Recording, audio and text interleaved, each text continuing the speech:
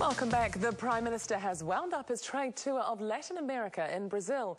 Brazil's president has taken the unusual step of suggesting it may support our bid for a seat on the UN Security Council.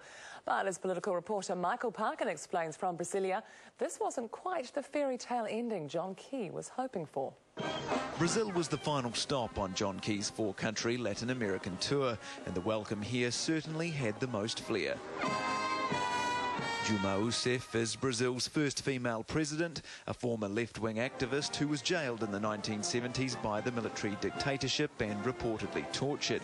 Today she had some good news for her visitor from New Zealand.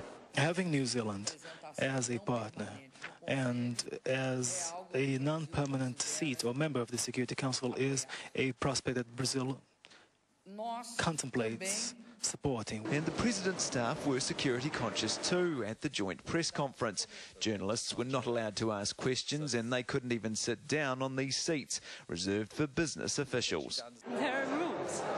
And we have free press also in Brazil. This is not anything like that, but they have their rules. Greetings likewise to journalists, members of the media. Before becoming president, Dilma Rousseff was Brazil's energy minister, overseeing state-controlled oil company Petrobras, which recently and unexpectedly handed back a permit to look for oil off New Zealand's east coast.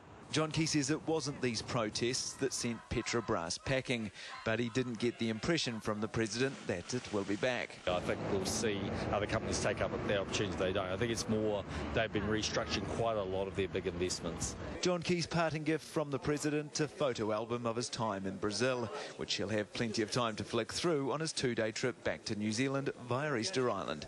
Michael Parkin, One News, Brasilia.